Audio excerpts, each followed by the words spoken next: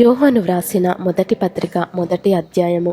జీవవాక్యమును గూర్చినది ఆది నుండి ఏది ఉండెనో, మేమేది వింటిమో, కన్నులారా ఏది చూచితిమో, ఏది నిదానించి కనుగొంటిమో, మా చేతులు దేనిని తాకి చూచెనో అది మీకు తెలియజేయుచున్నాము. ఆ జీవము ప్రత్యక్షమాయెను, తండ్రి యొద్ద ఉండి మాకు ప్రత్యక్షమైన ఆ నిత్య జీవమును మేము చూచి ఆ జీవమును గూర్చి సాక్ష్యమిచ్చుచు దానిని మీకు తెలియపరచుచున్నాము. మాతో కూడా మీకును సహవాసము కలుగునట్లు మేము చూచిన దానిని వినిన దానిని మీకును తెలియజేయుచున్నాము. మన సహవాసమైతే తండ్రితో కూడాను ఆయన కుమారుడైన యేసుక్రీస్తుతో కూడాను ఉన్నది. మన సంతోషము పరిపూర్ణమవుటకై మేము ఈ సంగతులను వ్రాయుచున్నాము.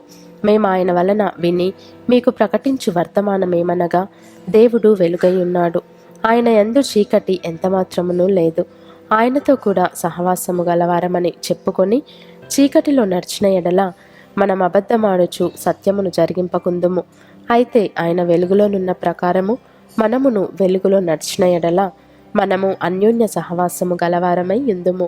అప్పుడు ఆయన కుమారుడైన యేసు రక్తము ప్రతి పాపము నుండి మనలను పవిత్రులనుగా చేయును. మనము పాపము లేని వారమని చెప్పుకొనిన ఎడల మనలను మనమే మోసపుచ్చుకొందుము, మరియు మనలో సత్యముండదు. మన పాపములను మనము ఒప్పుకొనిన ఎడల ఆయన నమ్మదగినవాడును నీతిమంతుడును గనుక ఆయన మన పాపములను క్షమించి సమస్త దుర్నీతి నుండి మనలను పవిత్రులనుగా చేయును. మనము పాపము చేయలేదని చెప్పుకొనిన ఎడల ఆయనను అబద్ధికునిగా చేయువారమగుదుము, మరియు ఆయన వాక్యము మనలో ఉండదు.